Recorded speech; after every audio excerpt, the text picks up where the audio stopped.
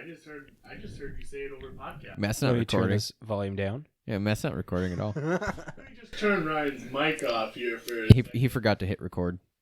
Oh shit! Did I? Nope, I didn't. Matt, stop it. You're supposed to be on my side. I'm gonna need copies of this. Hey, Yep. Matt, I tell you what, I'll listen to this podcast if you just don't edit it.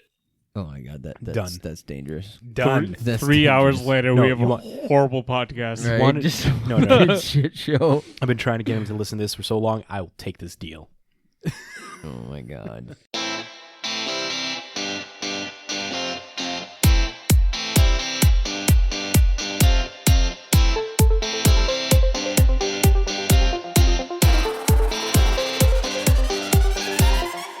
Welcome to This Week in MTG with your hosts, Matt Olson, JB, and Danny Oakstad.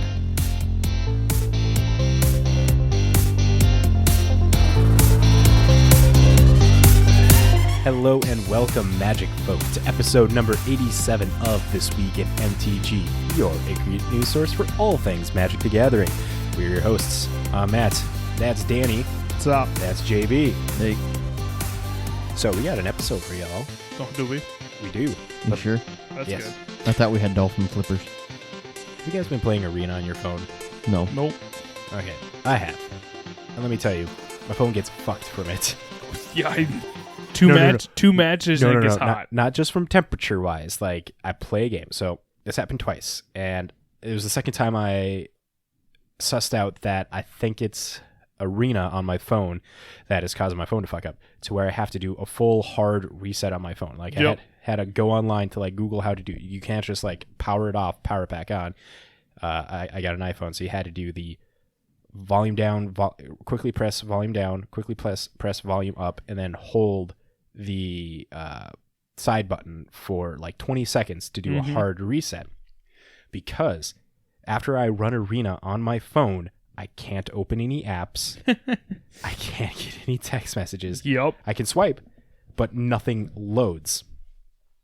And so I did that like a couple weeks ago, and then I deleted Arena because it was a lot of data on my phone, a lot of memory. And I didn't think about it until just this last weekend when I re-downloaded it to try to play with a friend. And it did the same thing to my phone. I'm like, holy shit, it's Arena that's fucking my phone like this. Yeah. And that's so much data going through your phone. But before, I tried just like turning it off as well, before like the hard reset, and turn it back on. Still would do it. I'd had to do the hard reset. And I'm like, what the hell, Arena? This is not cool. I deleted it since then, and my phone operates. Get a better Fine. phone. Yeah, sir. Get rid of your fucking iPhone. They're junk. I mean, you're not wrong, but I'm going to stick with my iPhone. They're I'm junk. gonna let this thing go to the ground. Junk. Well, keep playing Arena and it will. Not on my phone. I've made the conscious decision not to download Arena again on my phone. Why? Third time's the charm, sir. Until he does it next week. Right? I promise I won't. Did you know, according to the Apple App Store, Arena's been downloaded more than 20,000 times? Seems kind of small, right? Well, yeah, because nobody has Apple anymore, because Apple sucks. Everybody has Apple. It's the No, whole I don't. like, I don't. He doesn't. I don't. I never will. yeah, because you guys are scrubs. That's why. No, because we'd like to be in. We like to actually use our shit. JB, you don't even know how to use technology. You can't even pull that fucking excuse here. I'd rather be at the start of the line for technology, not 3 Exactly. years behind. Exactly. Well, you're doing it wrong then, because you always buy the last year's model phone. Well, that's fine. My last year's model is still 4 years ahead of your new phone. My phone is like 4 years old, though. Yeah, but I'm just saying that's Apple. Apple's technology is usually 4 years behind Android.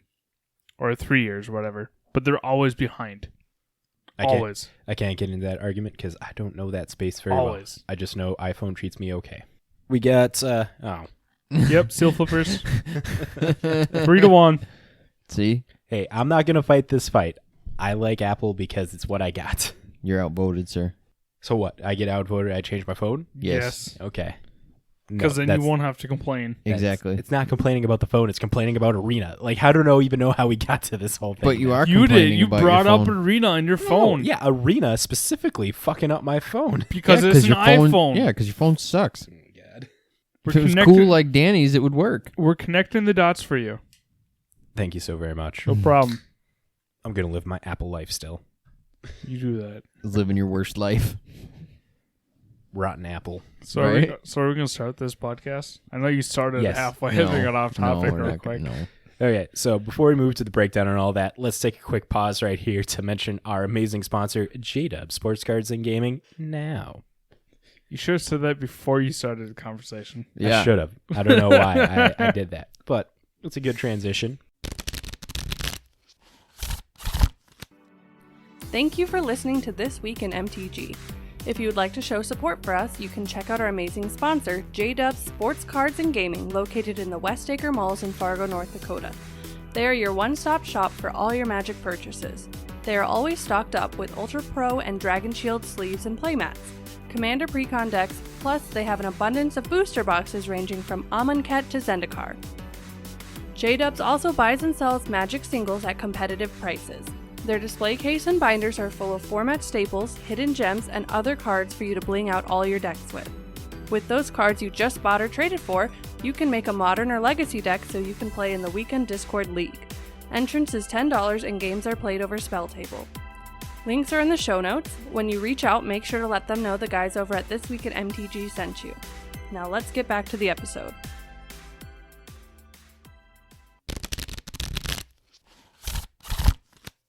Thank you, J-Dubs, for supporting us. Now, dear listeners, if you guys also would like to support us, we have a direct way that you can help us. If you find our content interesting in any way, shape, or form, like, first off, go to the hospital, get yourself checked. Don't know why. But we have a Patreon. We got 2 tiers right now. $3 tier. Once a month, you get put into a drawing to win a booster pack. And that happens between all the patrons at the $3 tier and above. So anybody in the above tier, which is the $10 tier, you get into the booster pack drawing. And then at the $10 tier, you get put into another drawing for a EDH, not staple, just a good EDH card. Utility card. Yeah, ranging from like $15 to $20. Think it's worth the money. We ship it to you, we mail it to you, all that jazz. If you find the content interesting. And also, all the money is like goes into getting the packs, to getting the cards, and to pay for hosting. And then if we get more people to support us, you know, we'll be putting that money to doing more stuff. Merch giveaway. Merch. Cool stuff. Possibly. Like hookers and blow. JB, no. Don't say that. Don't say that. We're not No. family. We're not family suited anyways. Might as well. Well, yeah, we're not family suited, but we don't just want people to be giving us money for hookers and blow. First off, Why not? we're in North Dakota. Why not? First off, That's like the ultimate goal. first off, Right? we're in North Dakota. The hookers and blow here are Midwestern style. That's not good hookers and blow right there. You're I'm telling not me- going to spend that money. You're telling me your On our your North life's Dakota lot dream. wizard. We will take. We'll take a trip to Vegas. Yes. Tickets are cheap. Yes. You're telling me your life's dream is not to snort a line of blow off of a hooker's ass with a $100 bill? The fuck you talking about? I'm going on a $100,000 bill. Ah, hell, just make it the Trump million. There you go. I'm at least going for a real bill. I'm gonna do it with a blank Wait, check. is 100,000 a real bill? I Yeah, don't it know. was like in 19. 05. Yeah, long time Oh, ago. Okay. I Well, don't even know what the biggest bill is anymore. $100. Really? Is it? They $100 downsized yeah, that much? $100 is the biggest bill. USD. There's like the the Brazilian or the Venezuelan one? It's like This week in currency. Jesus, we're doing it. No, Boulevard. Is it the Boulevard? It's worth $100. No, it's not worth $100. It's like 5 million is what's on the note, but it's equivalent to like $1. 50 cents. So you're talking Oh, pesos. Yeah, that's the same thing with in Vietnam. Same thing. I saved up my life's savings. Oh. 50 million pesos. Across the border. All I got was $5. Anyway, You could put that money to Dogecoin, as Seal Flipper says in the chat. that thing tanked hard. Yeah, because everybody sold off. Is it going down? Yeah, it's sitting at. Are people upset at Elon for the SNL thing? You- Is that every- what happened? With Everyone was upset with Elon before he even did it. No, it's because everybody saw it spiking, so everybody sold off, and therefore it dumped. Well, it's 73 cents. Yeah. Mm-hmm. So let's give you that breakdown for this episode. It's currently at 46.54. And I'm the one that's trying to keep us rounded up here, Danny. Bad Danny. You asked how much it was at, and I was pulling it up I mean, you did because I ask. have investment in it. Oh. Not much, but I have some. Doge. Yeah. Very nice. I should have sold when it was 73 cents. Or you just hold on to it because the meme value of it, it's just going to go up. Like, cool, it's a dip. It happens. It's going to go up. And especially since the fact that Elon is making this a currency to buy shit with Tesla now. So it's like... No, it's gonna be accepted for article is that he said it's gonna be accepted for SpaceX. Yeah, their satellite So that they're setting up is you going to be want 100% support paid for with Dogecoin. Yeah. It's gonna So be if you want to called, be in the Doge first One? if you want to be in the first Mars trip or to the moon trip, Buy 50 million Dogecoin. buy Dogecoin so you can buy your way to space. Here, this is what you do. All you guys with Magic Collection out there, get the fuck out of it. Sell your money. Convert. Sell your cards. Convert to Dogecoin. No, Jesus Christ. You'll have your imprisoned in the moon get you to the moon. Dogecoin sponsor us. I feel like your ad for Dogecoin there is just alienating our fan base because you're telling them to get the fuck out, so they're not going to listen to our shit anymore. So the breakdown for this week's episode. JB, we're going to pass y'all over to JB's desk, the Boggle desk. He's going to tell us about some Moto Championship qualifiers that happened this last weekend. Then Danny has some blogatogs for us. After that, in the news section, we have some arena news, some potential Vegas event news, and like the biggest news of last week, the Summer of Legends that WotC announced on Weekly MTG. After the news section, we got the finance section where we're going to tell you about some cards that moved up and some cards that are moving down in price, and then tell you about a deck of the week, which has one of my favorite cards from Strixhaven in it. And then from there, y'all can go home. They're already at home. Shut up, that's my line. We covered this last week. They could be driving. Well, that's dangerous. Listening to podcasts and driving is perfectly fine. Keep your eyes Not on the if you're road. listening to deep fried conspiracies. Yeah, you might get pulled out by a spaceship. No, you just might end up in the ditch because you can't stop laughing. Oh, man. Little side note. Recorded an episode with Trent last week. Oh, you did? Yeah. Nice. Going to give a little teaser to that. We talk about music conspiracy. If that intrigues your interest. It involves You've already told me. Bad Wolves and the Cranberries. JB was like, who are they? I would have imagined that you'd know like who both of those are. Yes, I do. Okay, good. Anyways, go check out Trent. Amazing podcast this week in conspiracy. It's I'm on a deep Oh fried my conspiracies. Trent. I'm so sorry. Nope, it's official. We're changing your name. You're going to be a subsidiary. Go check out This Week in Conspiracies. Even though he does it every other week. This bi-weekly in conspiracies? Not this week, but next week in Conspiracies. That's the conspiracy itself. It's called This Week in Conspiracies, but it's bi-weekly conspiracies. We cracked the case. No, it's not this week, but next week Conspiracy and Conspiracies. There you go. Next week, conspiracies. JB. That just sounds like a bad procrastination podcast No, that never comes out. no, that's tomorrow's conspiracy. Builds up all this hype. The episode's going to drop. And then all of a sudden, sorry, something happened. And then it'll just be like this whole podcast ARG. There you go, Trent. Run with it. Do it. You're welcome. That'll be $5, please. Need to plug our podcast. Every podcast. Oh my God, why is it so small? That's what she said. So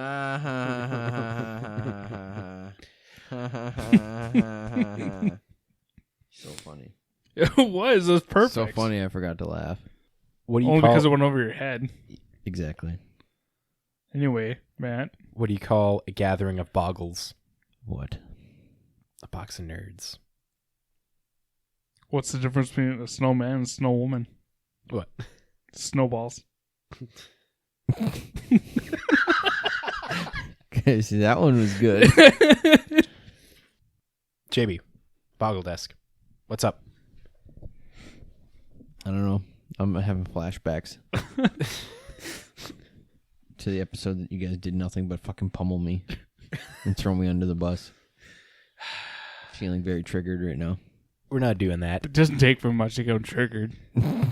Short guy, short fuse, man. We get it. Stop it. Stop it. Hey, we were on a perfectly good pace, and then you're like, what about all these short jokes? Short memory. You got see, exactly. It's a short attention span.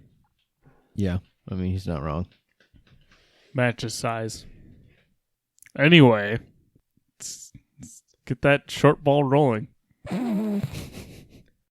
Okay, so anyway, we had a modern championship qualifier on MTGO this last weekend. First place, we had a Yorion Death and Taxes. Why they call it Orzhov Ephemerate is beyond me. Because they're dumb. They got Ephemerate, 4 of Ephemerate, and It's Orzhov colors. Flicker Wisp. I know, but it's black-white taxes. Right. It's that's what it is. Is this not like the deck that you want to play, though? It is. I've seriously thought about turning my D&T into a Yorion pile, but The cool thing is with this deck, it has a playset of Elite Spellbinders. mm-hmm. Love this card. And also, cool tech in here as well. Wasteland Strangler. Well, black 2, 3/2 Eldrazi with the Void. And when it ETBs, you may put a card an opponent owns from exile into their graveyard. If you do, target creature gets -3/-3 till end of turn. So with things like Elite Spellbinder, that pulls out cards from opponent's hands, put it in exile, and Skyclave Apparition and Tidehull Sculler, you just get so much fodder for the Wasteland Strangler here. Mm-hmm. Let me let you in on a secret, Matt. Let's hear it. That's not new tech, It's not new tech, it's good tech. right? But you don't they've see been it as- running Wasteland Strangler for a while, You haven't seen especially it as often. in Eldrazi and Taxes. Yeah, that's Eldrazi and Taxes, which is different. This is Yorion and stuff. So, give us that second place, JB. Okay, for the 5th time now. So, second place, we had Blue-Black Mill. Third place was Boros Aggro. Fourth place was Amulet Titan. Fifth place was Death Shadow. Not sure what colors because I don't want to click on it. And sixth place, we had Gruul Karn. Seventh place was the Pure Steel Paladin, which is your Hammer Time bullcrap. And eighth place was Blue-Red Aggro. The Death Shadows is Black, 5 green. Is it 5 color? Yeah. No, it looks like, because it got Kai's Guile on the I side. suppose. Luris as well. It's a Luris deck. But Pure Steel Paladin, the Colossus Hammer deck. Let's do this. Mm-hmm. Hammer Time is stupid. It is the most annoying deck to play against ever. And is it aggro there? Stormwing Entity, one of my favorite cards. I'm all in for that. Of course you would be. What's the next championship that we got there? Championship qualifier. We have a Pioneer Championship qualifier. All right, so first place we had... Not JB. No, because I don't play Pioneer.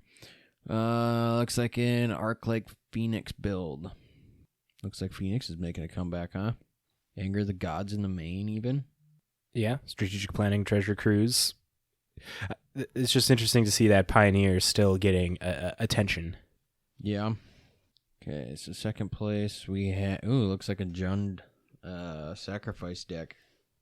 Yep, with Corvold, Fey Cursed King, Mayhem Devil, Woe Strider, and then the cat combo, Cauldron Familiar, Witch's Oven.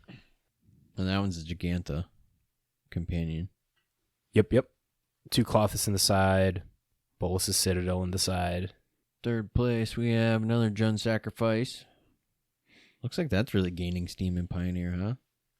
The Sacrifice is just like super grindy. We've seen it in Historic, we saw it in Standard. Like, it gains life, it draws cards, it has just the outvalue capacity to a lot of these decks.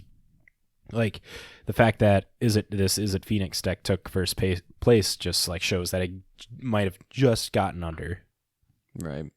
So then, fourth place, we had Azorius Spirits. Fifth place... The fuck is this? Just a blue-black control. Torrential Gear Hulks, Search for Ascanta, Shark Typhoons, The hell is Magma Opus? New card from Strixhaven. Is it? Yeah. Oh, that's why I don't know it. So 6 colorless, red, blue, instant speed. Magma Opus deals 4 damage divided as you choose among any number of targets. Tap 2 target permanents. Create a 4/4 blue and red elemental creature token. Draw 2 cards. Also has a second ability of hybrid Is It? Discard Magma Opus. Create a treasure token. So as a way to like ramp up and then just like you get all this mana into the late game because you pitch it, cast a Torrential Gear Hulk while this is in the graveyard. And then you get a 5/6 and a 4/4 and deal 4 damage and draw 2 cards. All at instant speed for 6 mana. Because, yeah, there's a couple ways that you can discard this. Actually, no, there's not a lot of ways that you can discard this. Yeah, you're just going to be ramping this up, like typically making the treasure token off the end. There's no, whatchamacallit, companion in this one. All right, so in 6th place, we have a Nib to Light. Classic. Is it, though? Is it really? Yeah, Bring to Light, Velkies, Clothis. New cards in here is we got a Vanishing Verse from Strixhaven. Exile target monocolored permanent for white-black. 2 Prismari Command. And I don't know, nothing else it looks like. What about on the side? Oh, this is a Jengatha deck as well. Damn. That's going to be very good to cast that Omnath. Mm-hmm. All right, so in 7th place, looks like we have Boros Prowess, huh? Right. With Dreadhorde Arcanist, Clever Lumimancer. This deck looks good. And then rounding out 8th place, we have just a straight up mono red burn. Yay! Happy Danny. But it's not a good burn. It's a Lurrus deck, so. I mean, it's Pioneer burn. Well, It's even as my good as it Pioneer can be in burn Pioneer. my Pioneer burn wasn't bad. Yeah, this is a little more low to the ground, though. It doesn't have anything, above 2 CMC. I suppose. Well, I mean, you got Wizard's Lighting and Light Up the Stage at 3, but those are spectacle costs. Yeah, you're hardly ever going to be casting them for 3 because of their mana reduction. Mm-hmm. All right, so that'll do it for our past events. Upcoming events. We have a second league weekend is coming up this weekend at 8 a.m. Pacific. It's a $400,000 prize pool, and world invites are on the line, too. And then next up, we have an Insight Esports 1K tournament. 5K, sorry, not 1K. Tier 1. That's what the one I saw. Yep. This is what I get for trying to read while a link is loading. This is what I get for trying to paraphrase. You got this. God damn it. So, it's a Tier 1, $5,000 standard open. It's number 3. So, format's obviously standard. Entry fee is $15 plus $1.50. Looks like they have a 512-person cap. So far, as of right now, there's only 9 people registered. So, get in there. Get registered. For a chance to win 5K, I think it's worth it. Mm-hmm. And it looks like it's going to be on Arena. If they get that back up and running. Arena's down. We'll talk about it in a bit. Oh, okay. I was going to say, I was having problems with it Yeah, we'll talk about that in this a bit. weekend. Yeah. Which pissed me off because I wasted 4,500 gems to fucking get timed out. Server issues on the fucking Arena open. I got pissed off. Oh, that's going to get talked about. That's what I said. It's going to be talked about a little bit. Fucking horse shit. That's what that was. Pissed me off. I better get a goddamn refund. I thought it was my internet, but everything else worked fine because I switched over to fucking Pokemon Online, and now that one played just fine. So I was like, it's not my fucking internet. No, it was Arena. Fucking. So anyways, get back on topic. Yeah, that's it for events. Okay. So, talk to Danny. Moving along to blog tags of the week. Got a couple. I got to figure out which one I wanted first. I had this one. So we have a blog tag from our question from Torvard240 asks, with a successful Modern Horizon 1 and the next Modern Horizon 2 outing, and most likely it's going to be a success too, because it's all you hear about people pre-ordering already or asking about it. His question is, are you guys thinking of Modern Horizons 3? And Mark, being Mark, took a quick sidestep and just answered, let's see how Modern Horizons 2 does. So, are you guys pre-ordering? for Modern Horizon 2. As soon as it comes up, as soon as Josh has it open, yeah. There's a good chance I'll do it. It's at that. And have a box up there like everything else? Yeah, probably. Nice. I won't be. I'm definitely excited. We're going to be definitely talking more about Modern Horizons 2 there, so this is just a little teaser for later in the episode. Right. And next one is from RT. We'll just go RT. Archetypal schematic. There we go. We'll go with that. Asks Vorthos Wise. Will the new Forgotten Realms set be separate from the rest of the multiverse, same way as Babylova? We won't be seeing any Planeswalkers coming to. Is that Faerun? I think it's Faerun. Your guess is as good as mine. Faerun? That's probably how it's said or stated or pronounced. Words are hard, guys. Mark replies back, correct. This is not occurring in Magic's multiverse. So we're getting a standard set that's not within the multiverse of Magic. Right. But technically it's within the multiverse, technically, because it's the same. The way that it was brought up last week on Weekly MTG, we'll cover more of it later in the episode. But if I'm not mistaken, it was talked about as like they're not sure if this is going to be like canonically tethered to the Magic world, but it seems like it's not in the Magic multiverse. So, yeah. So we're having portals. Interesting to see how this is going to turn out. I know that was one of the biggest questions that came out when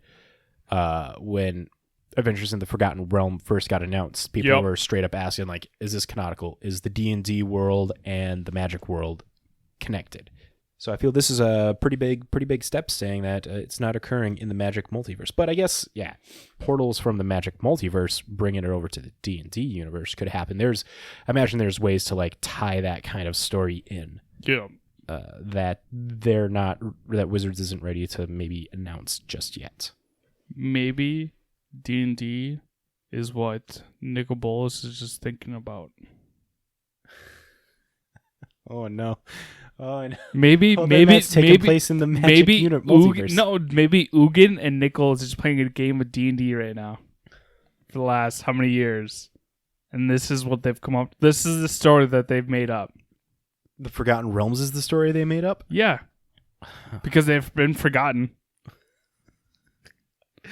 Shot calling it here. Danny's pick. They've been in a realm that they've been forgotten about.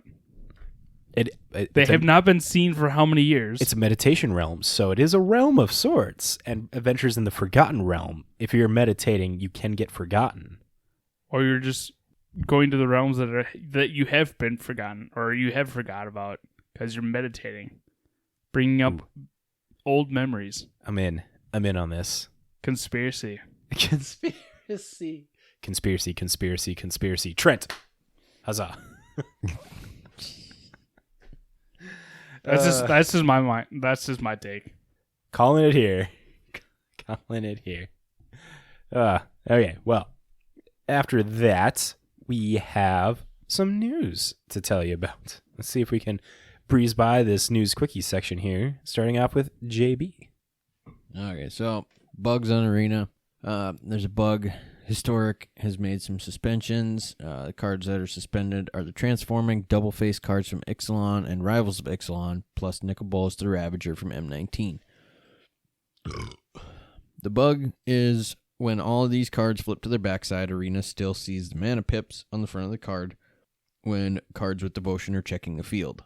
These suspensions are only going to affect those playing in League Weekend this weekend. Now, let's dig a little further into this, because I want to see what the fuck. So all the cards are the enchantments that turn over to the lands.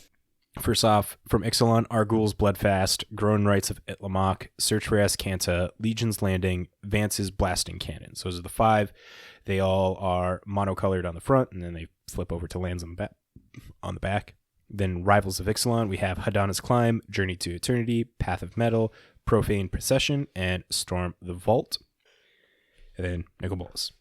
In the Forgotten Realm. Or of the Forgotten Realm. One key thing in here is the card specifically encountered this incorrect interaction, and none of the modal double face cards from the past year, like Seagate Restoration, Shatter Skull Smashing, Kazul's Fury, and nor the colorless double face cards of Azure's Gateway and Treasure Map have this interaction problem. Well, that's not the bug I was looking for. Well, it's still one of the bugs. I know. The big thing about this, though, is like this is affecting League players, and though these cards don't see a lot of play, like all these cards, but you have like Search for Azcanta, Legion's Landing, Growing Rights of Itlamok that see standard or historic play. Nicol Bolas is another one, so it's like this kind of sucks that the MPL players they're just not allowed to play with this card. But the fact that a bug like this, I don't know, everybody's like poo-pooing on WotC for not being able to get a code fixed in time, because they found this out last week. When was the date on this? May 4th. And it's over 10 days from when they announced that they knew about this to when the MPL League weekend is coming up. I don't know. I think it's okay that they announced this, like, just to be on the safe side. Like, how cool is it going to be if they actually do fix the bug problem? Well, they will fix it. Well, yeah, before MPL. I should have stipulated. But if they get it fixed before MPL weekend. But then it's like, that throws the MPL League members off. It's like, we didn't have time to play test with Argul's Bloodfast or Legion's Landing and stuff. And it's like, we don't know if it's going to be good. That's the thing, though. They've already know what it does. So, like, these cards have been on Arena for how long now? There's some of the beginning ones. Exactly. So, if just going off of your argument of like, oh, we don't know how these things play. Well, you've had them for how many years? You know their abilities. You play Magic for a living. You should know what works for your deck or how it's going to work. So if a League player who's up there like that is complaining like, oh, I don't know how this card works. Well, they know how it works. It's just like people are saying it changes the integrity of the game because the MPL players can't have access to these cards. Like, that's on a whole other like strong competitive level of people that nitpick at WotC decisions than what I think we do when it comes to welcome to the average player's life. Well, these guys aren't average players. These guys get paid. I know this. And if they can't play a certain amount of cards, like if they can't submit deck lists with Search for Azcanta because they're like, oh, this is what's going to be good in this meta, but I can't play it because of a bug with Devotion, which sucks. And like the primary thing with interactions with stuff like that for Devotion, like the Devotion cards that come up to the top of my head are like Grey Merchant of Asphodel, Thassa's Oracle, yep. And then like any of the gods. Heliod would be one that would probably matter as well because, yep. The Devotion putting it online from Legion's Landing, that one pip makes it a 5/5, and that's pretty terrifying. You know what I have to say to that? It's no different than playing with a ban list. Right. You're playing with a ban list. Right. Just treat it as such. Don't be a bitch. Get good, scrub. Pew, pew, pew. Like I said, I was going the same thing. It's like, you guys have been playing Magic for how many years? These cards have been out for how many years? If it's banned, okay, you should have a backup for it already. Right. If not, like 14 backups. And if it gets unbanned by the time, you have your 14 backups you can take out. Mm-hmm. Quit complaining. Just play your deck. Like, yeah, I get it that it's inconvenience. But hey, it's a card game. Mm-hmm. I understand it's your life, but you've been doing this for how many years? Your deck's changed how many times? What's the difference? Very solid point. It's with these pros when they complain, it's just okay. Well, it's a game that you're playing for your job. I get it, but game changes every year, multiple times a year. Mm-hmm. Get good. They should be good if they're pro, but I don't know. That's just weird. Tell them to quit being crybabies. They'll be fine. Next in Arena news, MTG Arena this last weekend experienced issues on Saturday for their Arena Open Sealed event. There were, quote, abnormal delays logging in, matchmaking, and navigation problems. WotC said in a tweet on Sunday, due to issues, they have released a code for everyone to enter to get 2,000 experience. Use code experimental overload at myaccounts.wizard.com. There you go, JB. No, I want my motherfucking gems back because it's such bullshit. I couldn't even play my fucking match, okay? I logged in for the fucking match, got like 2 cards down, and then all of a sudden it's locking up on my turn. Nothing's fucking highlighting. I can't drag anything. I can't play anything. And then the timer fuse goes fucking across the screen. And I'm like, but I can't fucking do anything. What the hell's going on? Then all of a sudden it fucking passes the turn, or I can finally play a card right as the fuse is like hitting the end, and then it's going to pass anyway. And so it fucking screwed me out of the first round. Go to sideboard. I go to fucking sideboard everything, and then it's waiting to, I'd get done submitting mine, and it shows up to the screen where it shows the opponent still sideboarding, whatever, and the timer in the bottom. 5.5 minutes later, the fucking timer's still going. I'm still waiting for this person to finish sideboarding, and then all of a sudden, the defeat screen pops up. I'm like, are you fucking kidding me? Like, now I just wasted 4,500 fucking gems that took me forever to goddamn grind. Yep. This is horse shit. Like, I am beyond fucking livid. And it wasn't even just during the sealed shit either. Like, it was fucking up even just in regular ranked. Like, to the point where I just fucking rage quit and I went to go play something else. And at first I thought it was just my internet. I'm like, okay, it's my internet being fucked up. But then I went to something else. Worked just fine. So I'm like, what the fuck is this? Yeah, my guess with the open arena's server just got swamped.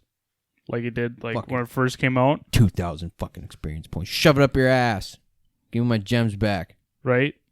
I would imagine if you go to WotC support and have a complaint, they'll refund you. If I'm not mistaken, I think that's a thing that you can do. And people online are complaining. Everyone's like, cool, we lose all this money, but then we get 2,000 experience. There's this one where it's like, I'm going to pay you 2,000 XP to fuck off, that meme from the Trailer Park Boys. Yep. So it's like, yeah, no, that hurts. Like, actual money got wasted because of their server issue.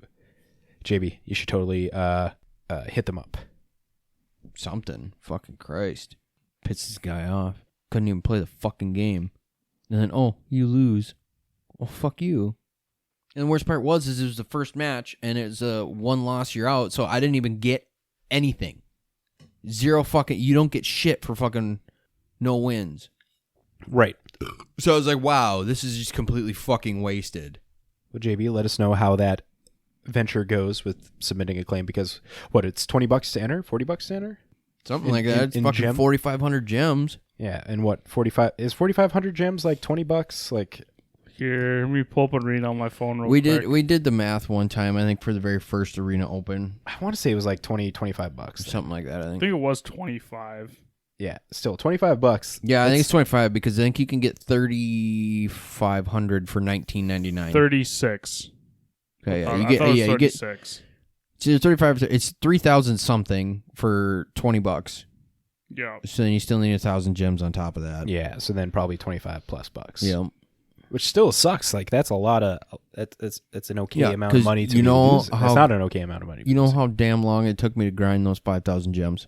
Yeah. The grinding in Arena really sucks. That's a topic for maybe a side episode if we get to doing one of those, of just complaining about the Arena economy and the grinding that you got to do, not only for wild cards but for like gems specifically. Like, you get an okay amount of gold, but it doesn't translate to gems very well. Nope.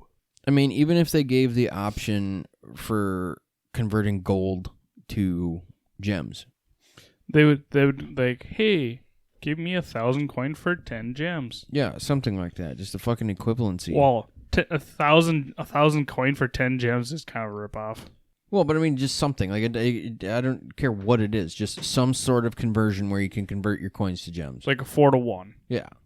Something. Same way that they should have the conversion for common and uncommon wild cards to rare and mythics. Come on, WotC, get at it. Yep.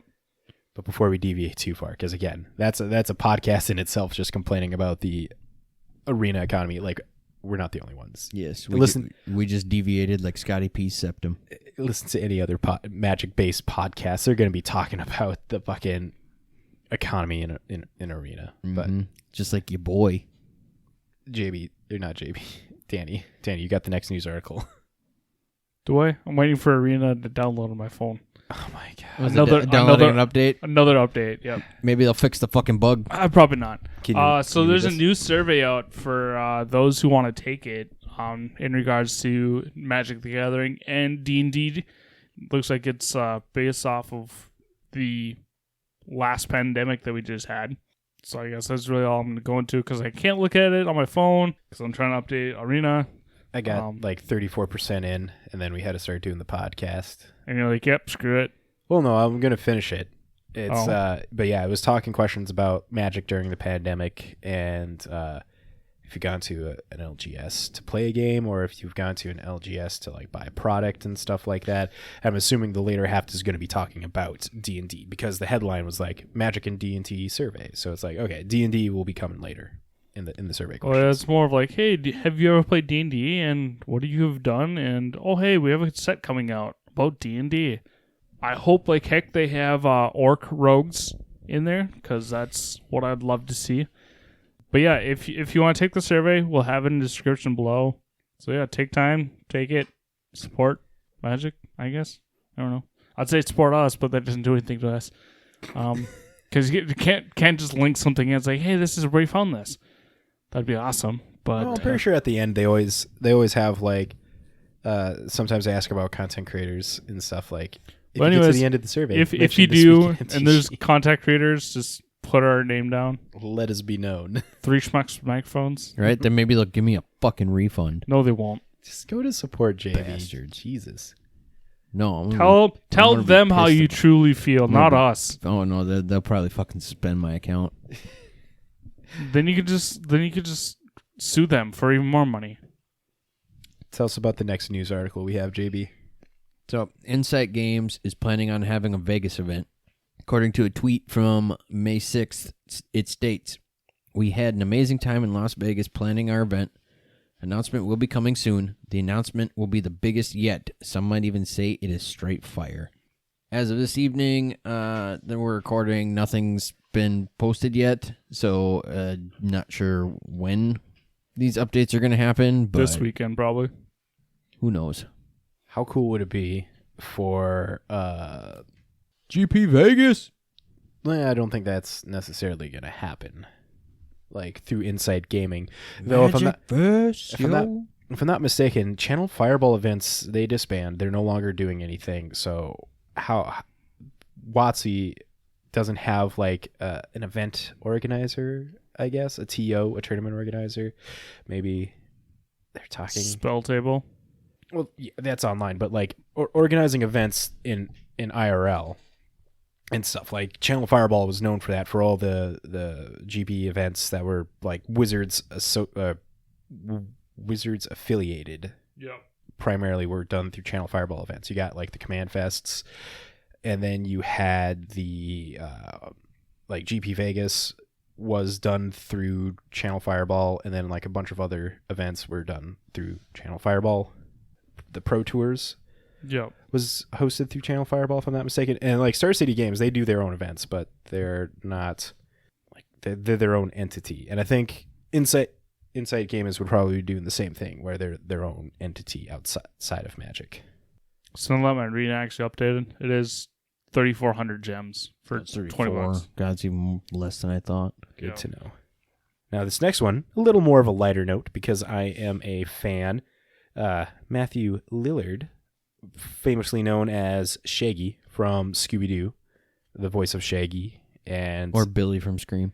Yep, Billy from Scream, or 13 Ghosts. Yes, the guy from 13 Ghosts. Yes, yep, he was also in Hacker in like early 90s. But anyways, plays Magic. Lady Danger tweeted, "I need to know, does Matthew Lillard play Magic the Gathering?" And then Matthew Lillard replied the tweet saying, "Ajani Main, let's go. I've been playing a lot lately. The question is why. So that's super cool. Like, I love Matthew Lillard. He's like a fucking amazing kind of a person. And knowing that he has magic in his repertoire makes him even more badass. And the fact that he got shafted from playing in Scoob, god damn, that hurt so bad because he didn't know. He didn't know that Scoob, the origin story, the newest origin story that was done for Scooby-Doo back in May, last summer. Did you guys watch that? It's really good. It's a good movie. But apparently Matthew Lillard was not informed or even asked to be the voice of Shaggy in there. Wow. I know. And he's done so much. Like everything since What's New Scooby-Doo, which was like 2009 onward. When was the first Scooby-Doo movie? The IRL one. Was that done before What's New Scooby-Doo? That was like early 2000s. Okay, like so yeah. Early 2000s. So since then, like that was his foray into Scooby-Doo. I thought What's New Scooby-Doo was first, but if that was his first one, like that's what he's been Scooby-Doo for a long time. And knowing that he plays magic, super awesome. Anyways, had to toss that one in there quick. Now let's talk about the biggest news of last week. Summer of Legends. Hey Matt. What's that? It's 2002 is when Scooby-Doo came out. 2002. Damn. Like I said, it's early 2000s. When was What's New Scooby-Doo came out then? Because I said 2009. It can't be 2000. My years are fucking so bad. Because I know he was the voice of Shaggy in What's New Scooby-Doo. Because Simple Plan also, they were the ones that did the intro for What's New Scooby-Doo. And they were in an episode. 2002. Oh, so they all came out at the same time. Yep. Nice. Gotta love Google. All right, so Summer of Legends, the next few months, quote, will be some of the biggest ever in Wizards of the Coast history, and we're sharing a season-long set of experiences you don't want to miss. And they start this off, they mentioned this last week on Thursday. All this information came out last Thursday, May 6th on Weekly MTG. That was a fun live stream to watch. I posted about it in the Discord. And we got all this news coming up. First off, they talked about is the Dungeons & Dragons Dark Alliance video game. They have an official gameplay trailer. The game releases June 22nd to Xbox One, PlayStation 5, PlayStation 4, Xbox X, and PC. Battle with real-time combat, dynamic co-op gameplay, pitting Drizzt Do'Urdens and his legendary companions Caddy Brunior, and Wolfgar. I don't play D&D, guys. I'm so sorry. Pretty sure it says Brunar. Brunar, Wolfgar. Bruno. You're changing your fucking mind. I said too. Brunor. You just misheard me. And some of the most iconic monsters from the world of Dungeons & Dragons. This gameplay trailer is intense. Did you guys watch this? No. Didn't? All right. I don't think we're gonna get like a copyright strike or something if we play it in here. We probably will. Probably will. Yeah, probably will. All right. We'll have it in our descriptions if you want to watch it. It's really good. It looks very intense. Does it look like Neverwinter? It looks way better than Neverwinter. It's really? Yeah. I don't know about the gameplay mechanics compared to Neverwinter, how Neverwinter had your rolls and stuff and you'd be leveling up on that. It didn't like give it. This is just like straight gameplay and stuff. Yeah, this game looks good. I am interested. We got Amu in the chat saying looked way better than the Game Awards trailer. Yeah, the game they announced this was January, the Game Awards, the 13th. Couldn't tell you. Something like that. Amu might tell us here. But yeah. That's exciting. Not really Magic related, but it was announced here nonetheless. But it is related to Magic. Well, I mean, yeah, I guess maybe though. I don't think there was any. I don't think we're going to be seeing Planeswalkers showing up. Well, that was kind of in the whole blog talk that I was talking about earlier. Since it's not within the multiverse of Magic, we won't be seeing Planeswalkers because it's an entirely different world. Or universe. Right. Oh, wow. It was November of 2019? Theros Beyond Death was also given a trailer on that show. Okay, so wow. Damn. They've been working on this a long time then. Well, yeah.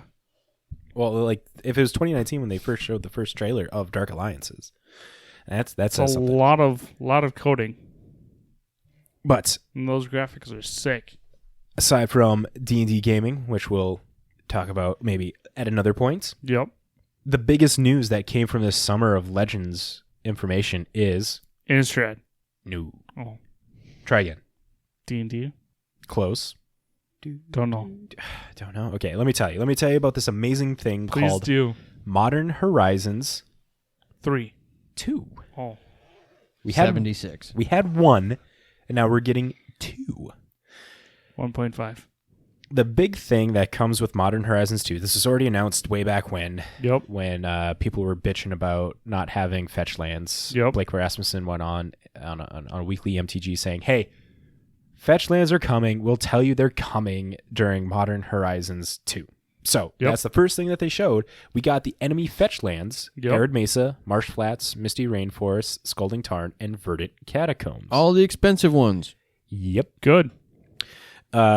They're getting all the art looks like the stuff from not Ultimate Masters. Was it Ultimate Masters? One of the master sets that they were last printed. Modern Masters 2017. There we go. Get it right, Matt. I think it was that It's one. okay. There's been how many different master sets? Right. Right.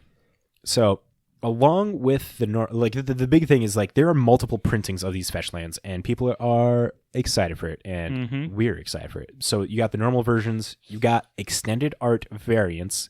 So all it does is it takes away the board. It just extends the art. It zooms the art. There you go. Is it zoomed? Yes. Mhm. It's not extended. It's fucking zoomed. I just wanted to make sure. Because Yeah. I know most of them are zoomed art. Yep. And these are all printed at rare, so higher chance of opening these in packs, which Yep. is super good. That they're putting these in draft packs, set packs, and collector boosters, which we'll cover here in a second. They are doing all of those along with pre-release packs. I'm liking what they're doing in the next set or the next article you're going to talk about. Next little bit, I should say. Is it this bit right here? Yep, that bit. Okay, so I guess back from popular demand, even though this was already planned at the same time that Time Spiral was supposed to be out in December, remember, but it got pushed back to February when it came out. Yep. And the hype with the old border cards is getting shown in Modern Horizons 2 Yep. with the fetch lands getting old border treatments, so they look like the Odyssey fetch lands. Because the enemy ones first got printed in Zendikar.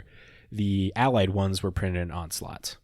And so now you can, all you legacy players that want matching old border lands can now get them in enemy. Nice. All right. So that's like the biggest thing that came out with Modern Horizons 2 is the fetch lands. Got announced. They showed the borders. You're going to be able to open these things in packs very frequently, and the prices of these cards are gonna drop. Next, another card. JB, tell us about this card. This card seems like right up your alley for competence of gameplay. Not competence. Cards that seem like us. This would be more you. Hold on, I'm getting there. It's having a hard time scrolling. Small fingers. I'm not going to... I was going to have another comment, but I'm not going to comment it. Where is it? It's on the page. It's it's not. Is your images just not loading? Oh, there you go. There we go. It just took a minute. Just keep scrolling down. Keep scrolling down. He's just scrolling and scrolling and scrolling and Yep, scrolling. keep going. Oh my god, they're doing bundles with this too? Yeah, they are. Oh, snap. Yeah. Well, Fat packs. while you're looking at that, let's just talk. While you find the box topper card here, let's talk about the packaging and stuff that Modern Horizons 2 is going to be getting. So it comes out in draft boosters. So you Yay. get 36. 36 packs. You get set boosters where you get 30 packs. You get collector boosters where you get 12. Then there is a fat pack or the bundle, as it's well known, and you get a pre-release pack. Nice. Prices are already out.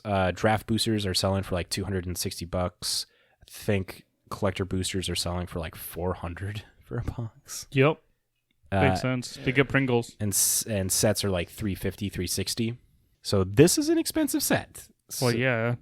And as JB is looking up, did you find that card? Yeah, finally. The It box finally topper? loaded. Okay. So if you buy a booster box, set box, collector box, you're going to get a box topper. JB, tell us about this box topper. So, it's not a box topper. It's just a buy box promo. Buy a box. Yeah, my bad. Box Hopper and Buy a Box, completely different things. Yes, they are. Yes. Buy a Box promo, not Box Hopper. Scratch that. Get it Buy right. a box. Yep. The buy a box promo is going to be Sanctum Prelate. For 1 white, you get a 2/2 creature. And as it enters the battlefield, choose a number. Non-creature spells with mana value equal to the chosen number can't be cast. Mana value still feels fucking wrong. Because this has been printed once before in Conspiracy Take the Crown, if I'm not mistaken. Sanctum. Yep, Sanctum Prelate. It was in Conspiracy Take the Crown. Was originally printed. And this is an old border too, with new art. Looks really cool. Some important dates along with Modern Horizons 2 is May 20th. We're going to have some more weekly MTG reveals, but May 24th, the following Monday, is when preview season starts for it. June 2nd, the full card image galleries are available online. June 3rd, the cards are available on Magic Online. June 11th through the 13th. Webcam pre-release through Spell Table Beta. And then the 11th through the 17th is pre-release week, including in-store play where available, which we're going to have news on that. Big news in a second here. And then June 18th is the worldwide release. So if you guys want, my birthday is the 31st. For you listeners, if you want to get a GoFundMe page set up for a box, that'd be great. Thank you. So the Modern Horizons 2 pre-release events going from June 11th, starting at 3 p.m. to June 13th. You pick up a pre-release kit from your store. There's links to find the nearest store near you. And then you get onto the Channel Fireball Discord, and events will take place from the 11th over the following hours. Day 1, June 11th, 3 p.m. to 9 p.m. Pacific Time. Day 2, June 12th, 6 a.m. to 9 p.m. Pacific Time. Day 3, June 13th, 6 a.m. to 6 p.m. Pacific Time. There's going to be some challenges that you can do. So ahead of the event, you'll be able to choose a team to champion in your games in the event. It's not just about wins and losses. You'll earn points for your team by completing challenges. During your sealed matches, you'll be earning points towards a larger community competition. It's like what they did with like dogs and cats for the command fests, if you remember those. Yep. You enter in, you get things like that. World Boss. This event is about more than just ordinary Modern Horizons 2 sealed. You'll also be able to team up with other players to face off against challenging world bosses. Players will sign up similar how they join a game, but not everyone can fight the boss at the same time. Groups of 3 will be randomly chosen to face off our world boss representatives. Players not chosen can follow along on the Discord stream. I would imagine something like this would play along what CFB has done with their CFB Pro events that they do, where you got Reduke, LSV, Huey Jensen are probably going to be like the world bosses that get played against here. It's speculating. It's not confirmed that that's the thing here just as of yet. Random lobbies get a pro or a representative in it. Throughout the weekend, we'll be celebrating Modern Horizons 2 with lots of different activities, so you have some downtime between matches or are not able to play. You can still hang out with other players to participate in text-based games and challenges in the Discord server throughout the event. Try your hand at Magic Trivia, show off your sealed deck skills in the Deck Building Help channel. You can even test your drafting knowledge against some of your favorite pros by making first picks from different packs.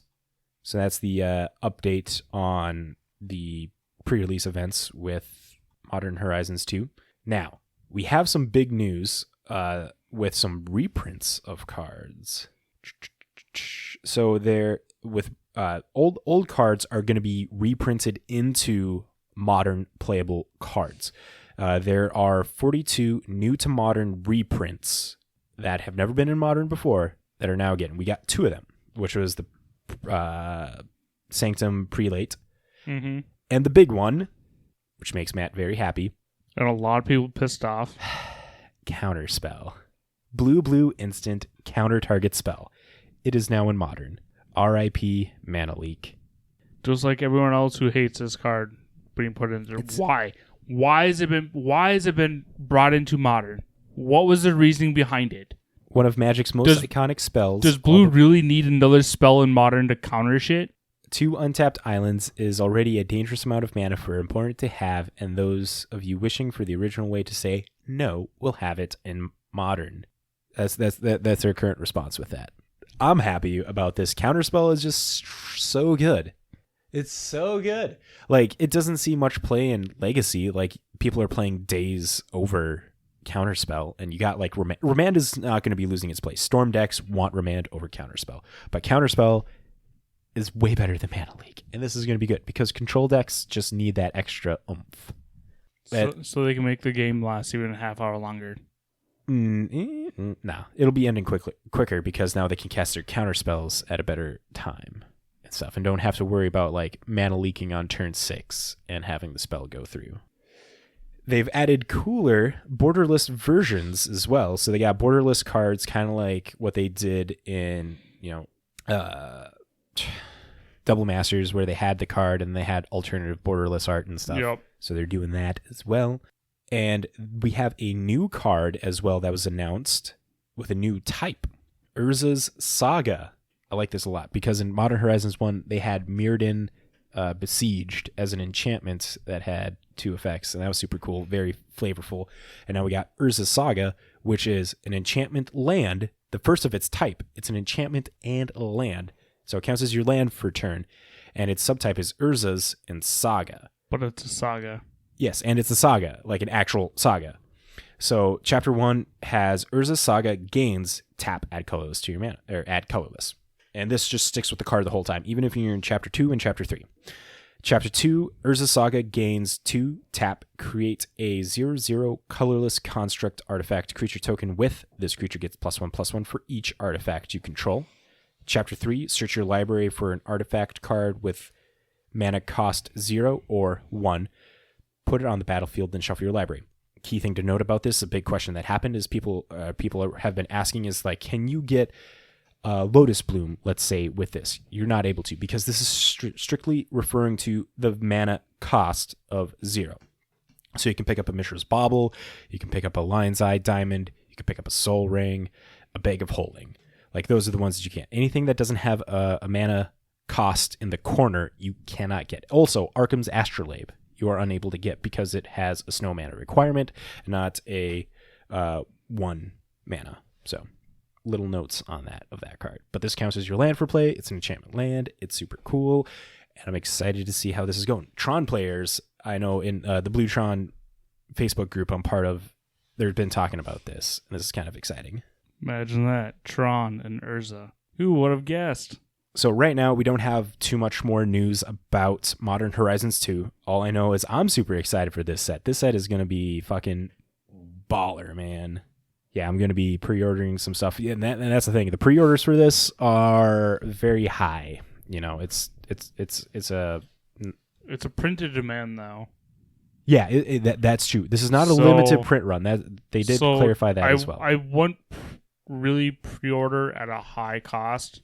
I probably wait. I'm not going to order anything or buy anything right away because I won't be able to afford it for the next 6 months. But yeah, I would wait because, like I said, it's printed demand. I get a lot of masters are always expensive and they usually stay expensive. But if you find one for under what they're selling for now, pick it up. OG Modern Horizon booster boxes are selling for $260, and Modern Horizons 2 are pre-ordering for $260. So I guess in comparison, it's not that too bad of a deal. But you have people like going up to like $500 for unopened English original Modern Horizons boxes. But Modern Horizons 2, you get around $260. I mean, I don't know. That seems okay-ish. But the big thing is like, worry about the cards, the singles afterwards. Like, if you're going to be buying a box to crack open, it'd be this definitely be a set where it'd be like, open it up to draft for sealed and all this other kind of stuff. If you want individual cards when they start getting spoiled, this is going to be because this has set boosters, draft or collector boosters. The whales are going to be buying this stuff. We've seen prices of cards have been significantly dropped because of these whales. These cards are going to go down. Those enemy fetch lands are not going to be holding their $50 plus value. Like, price memory is going to be a thing. It's going to hold strong for a bit. But as soon as the market starts getting added with these fetch lands, they're going to go down in price. And you're going to be able to pick these up for like $30. If you can get a Scalding Tarn for $30, get yourself 2 play sets. Because Magic players are kind of stupid when it comes to memory price, or price memory. And after like this fall, come around Christmas time, it's going to be back up to like $60. Well, it's because everyone's going to have their cards that they're wanting. It's just like stocks, exactly like stocks. Oh, everyone's selling now. Okay, well, it's super cheap. But the moment everyone stops selling, it's going to go right back up. But there's more of a hype for this because this is stuff that are tangible for multiple people to be using. No, I get it. And it's been how many years since they printed them? Well, I mean, they just did the fetch Other lands. than the secret drop. All right. Or secret layer. Let's see. Did they do... Because that does... No, they did fetch lands in the Zendikar Rising. Yeah, just for the expedition, so. Yeah, those were the box toppers, right? Like they did that as a box topper? Yeah. Mm-hmm. Okay, so those were the box topper for Zendikar Rising for the boxes. When you So those are limited. Those were the last time that those got printed. Yes. Fetch lands got printed like that. And they're in a cool different border. Yep.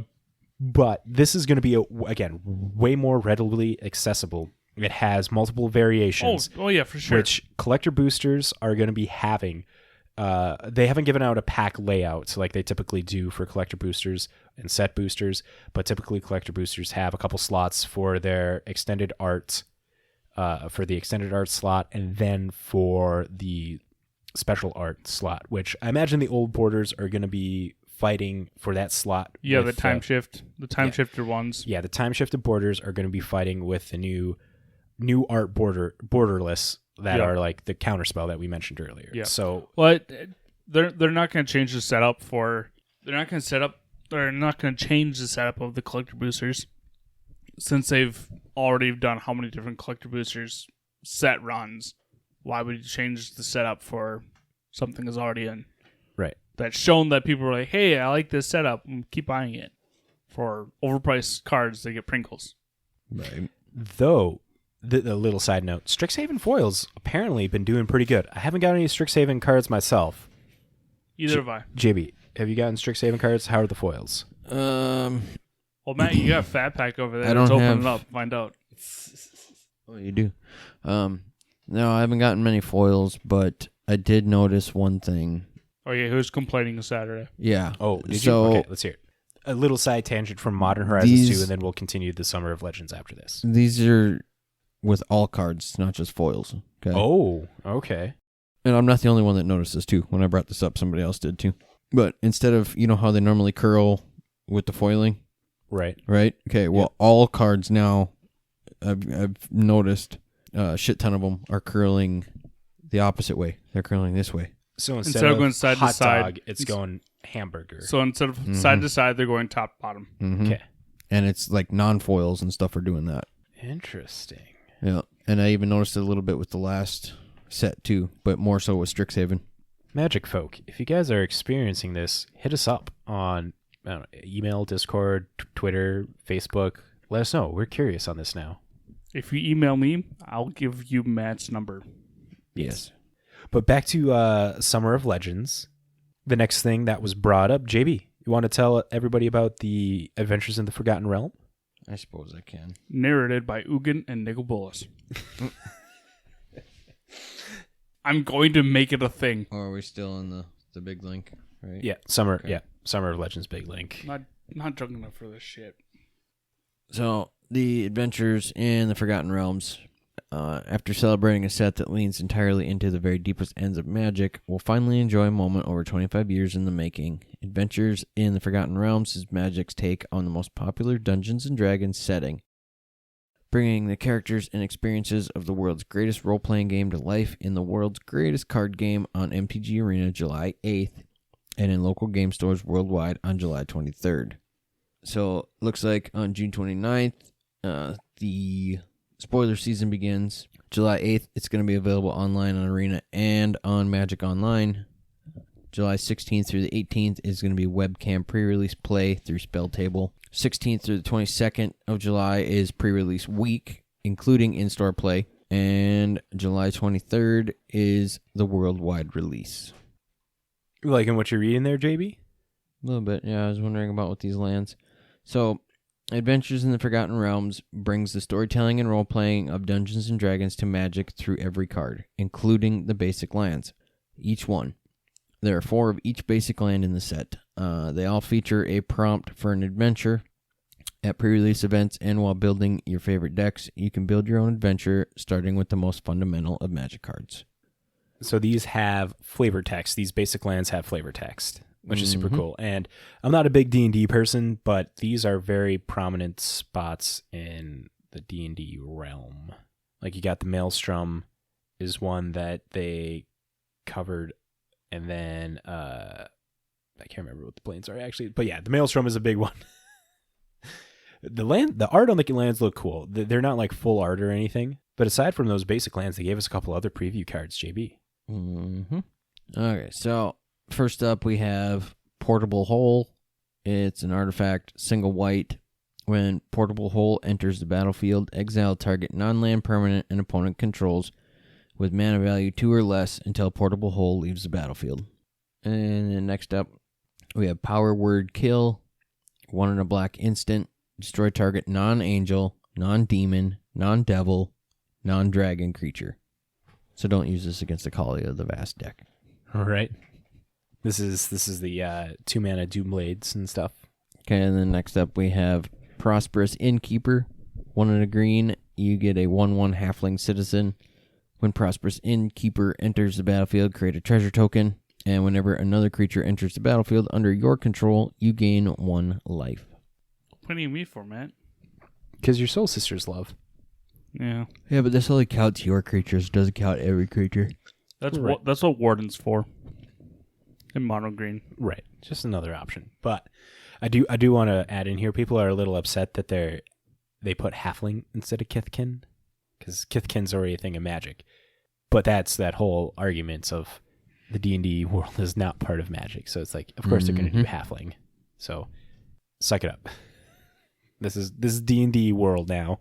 I was gonna say, isn't Halfling technically a... Yeah, it's a D&D race. Yeah, I was going to say. Yeah, it's a D&D race. So But- why wouldn't they do it D&D race if it's already set? Exactly. But people are, they got to complain about something. And they're like, it could have been a Kithkin. We need more Kithkin supports. I'm sorry, but this is D&D.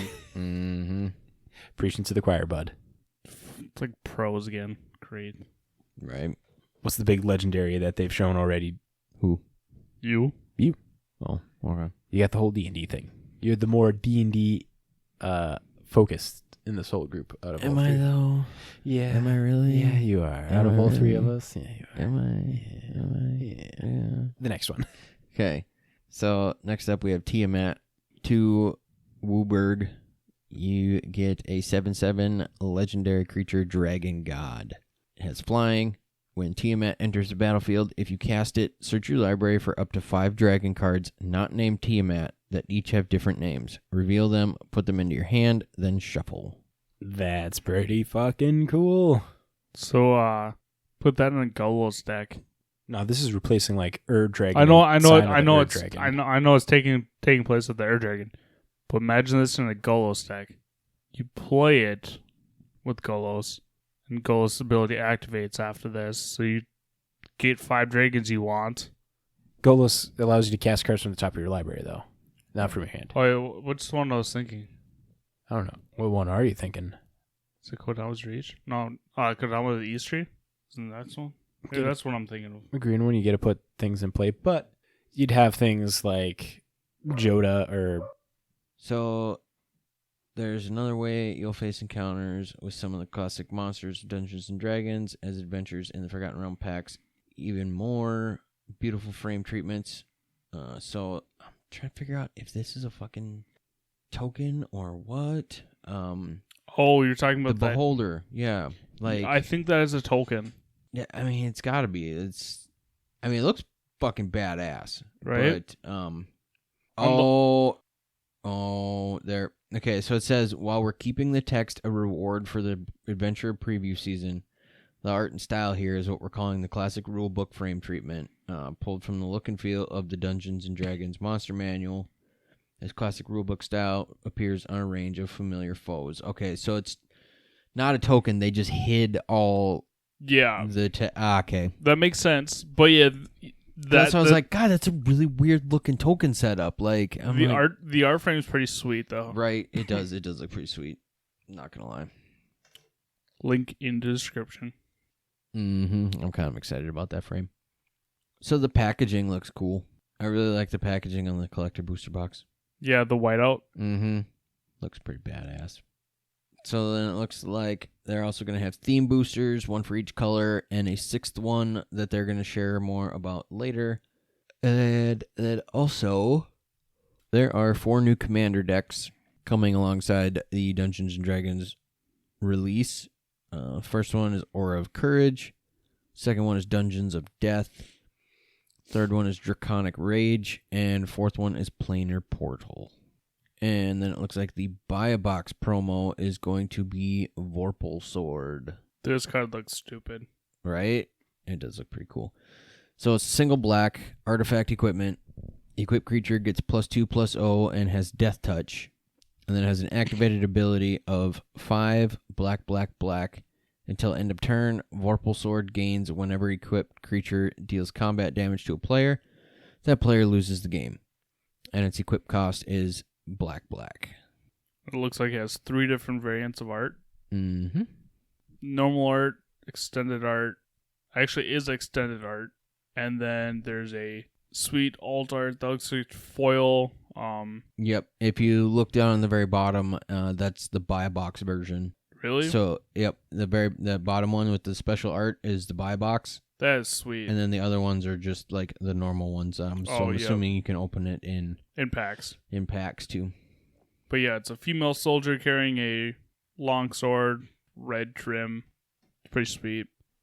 So next, the biggest, probably the most exciting news of them all. Like, forget Modern Horizons, forget D&D. Sanctioned play is coming back. Yay!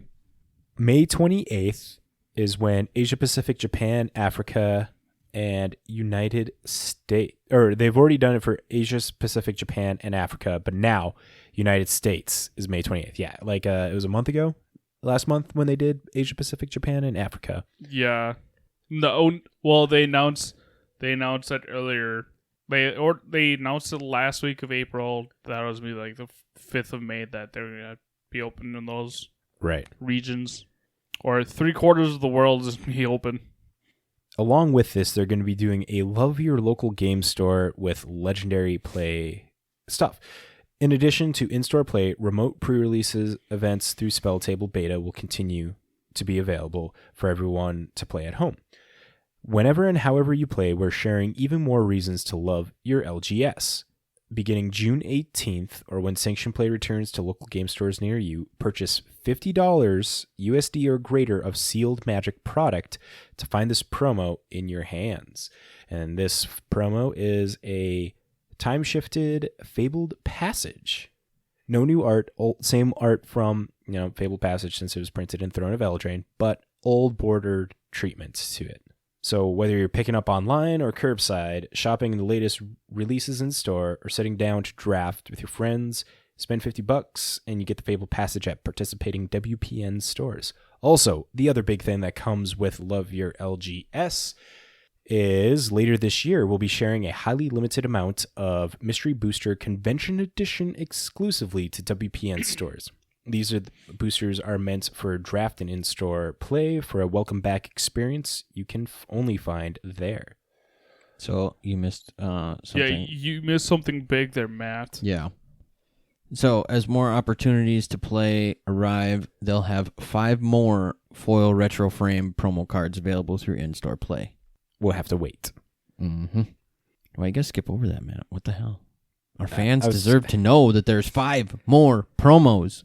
I was more excited about Mystery Boosters because the convention editions, these are the ones that have the playtest cards. So other big news, we have arena news.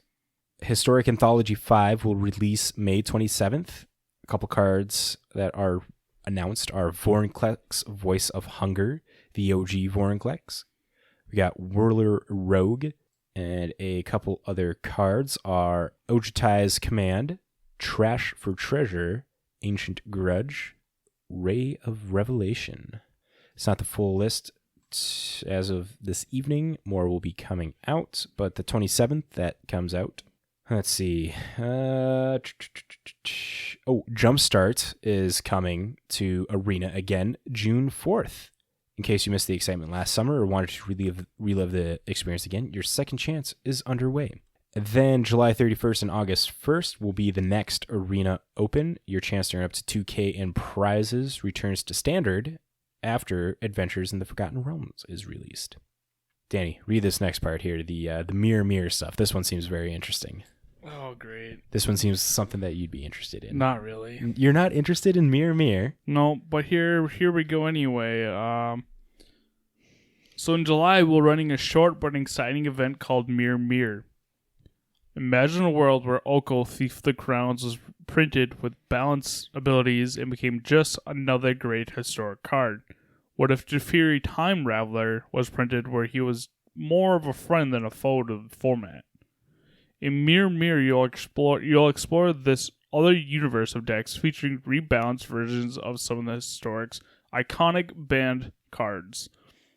This legendary event won't stay around for long, but you'll just have to wait and see what's inside later this year.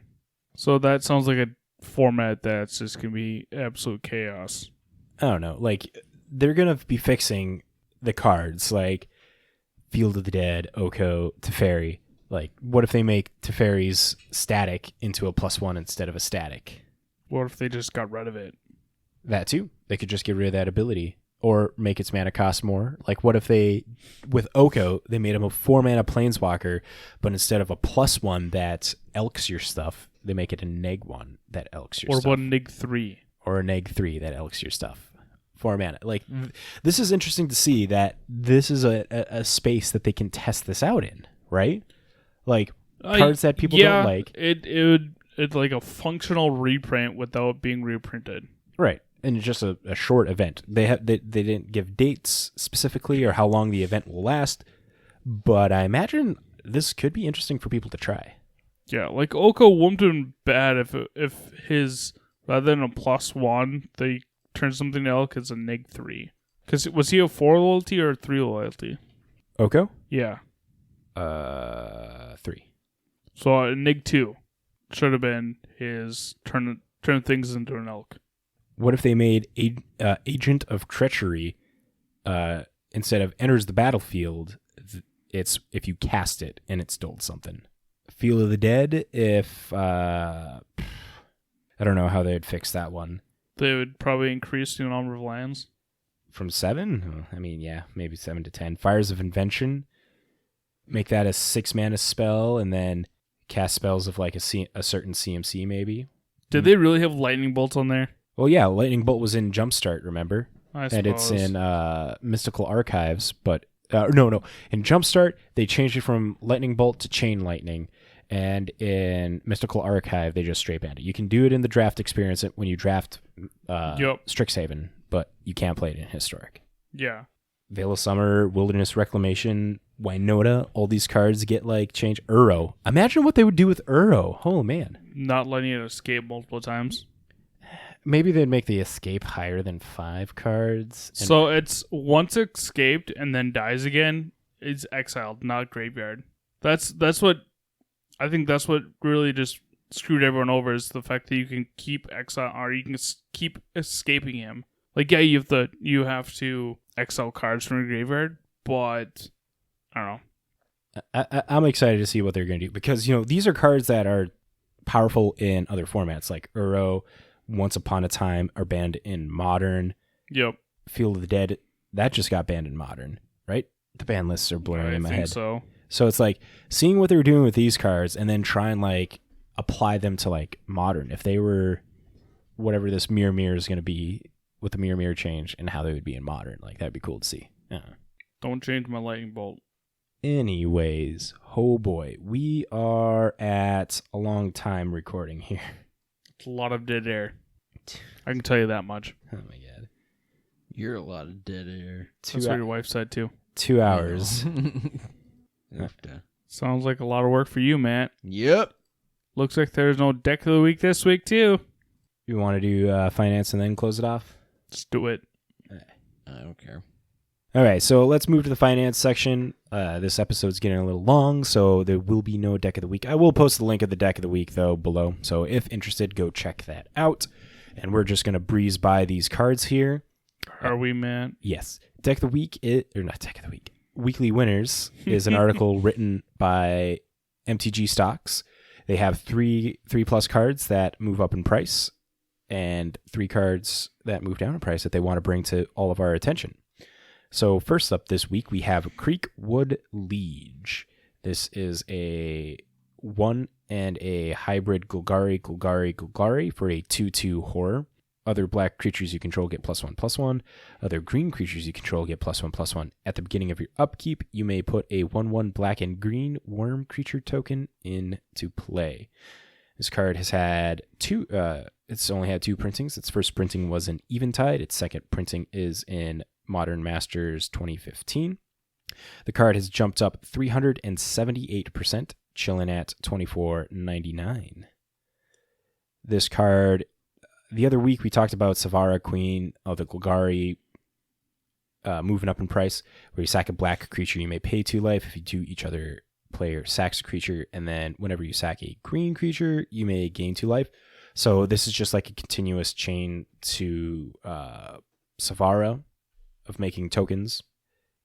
But also because of Strixhaven coming out, we got Beladros and Dina Soul Steeper as cards that are wanting a Creekwood Liege in the deck. Making 3/3s on each of your upkeeps is super powerful.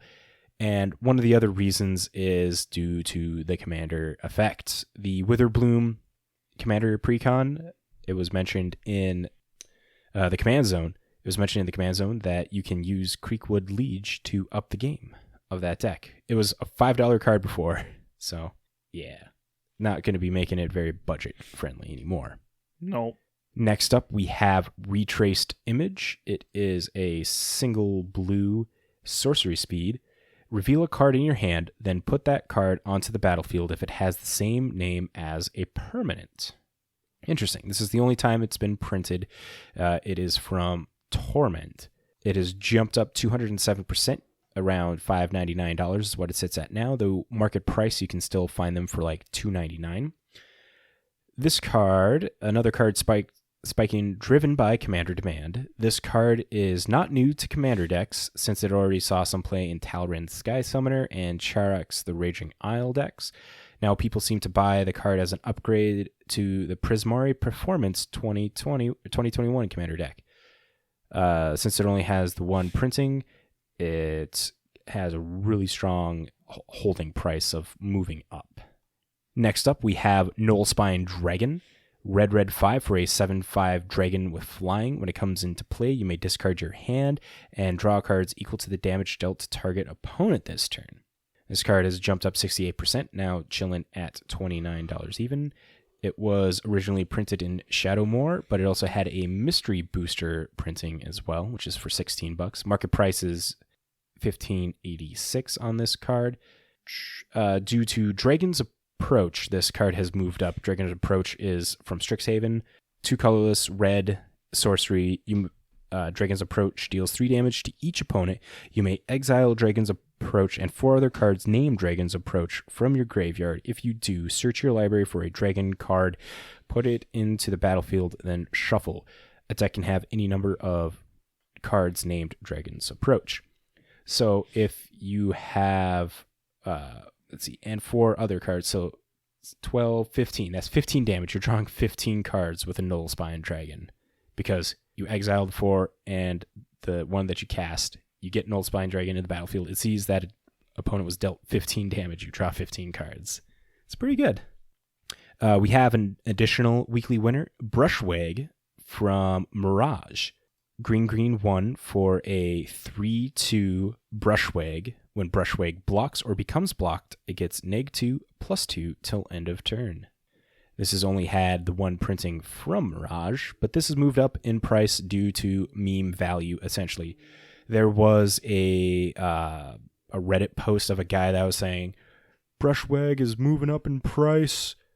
Everybody needs to be buying this card. And everyone was like ridiculing him and stuff online. So, but the fact that it's moving up in price just from average value, let's see, you can find them online for $5 still. Yeah, don't buy them at 15.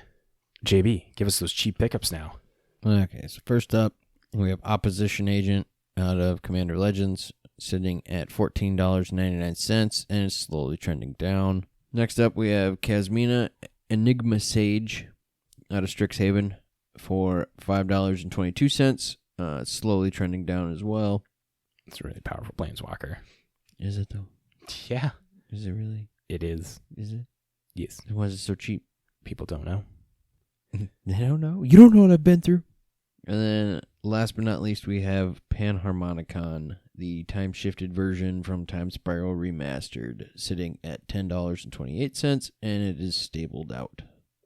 Womp womp, Commander players. It's a solid card for $10. Right.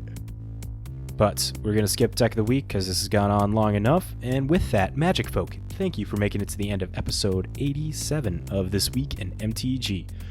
Follow us on all the podcasting platforms. We're on Stitcher, Spotify, Apple Podcasts, Google Play, and any other place where better podcasts can be found. Follow, subscribe, that way you get notified. You can follow us on YouTube and Twitch. We go live every Monday nights around 7 o'clock, and you can watch our dumb faces record live and have, I guess, dead air. Just come poke fun at us Yeah. Just heckle us. because we can't talk. One of the best ways that you can find us online is checking out our Linktree. We have a Linktree account. That would be linktree.com. This Week in MTG. You type that in Google, you'll find us. Or if you can remember the URL, linktr.ee/thisweekinmtg. On there has all of our links where you can find us on Moxfield, the Discord link, podcast links, our Facebook, Twitter, all that jazz. That's a nice, tidy little link where you can find us. And finally, make sure to send love over to our amazing sponsor, J-Dubs, Sports Cards and Gaming. They have that big collection of Magic cards that they just got in, so go check that out if you're interested in picking any of those up. And guys, you got anything else to add to this? No. Perfect. And with that, we'll catch you next week. Bye. Am I, though? Yeah. Am I really? Yeah, you are. Am Out of I all three really? of us, yeah, you are. Am I? Yeah. Yeah.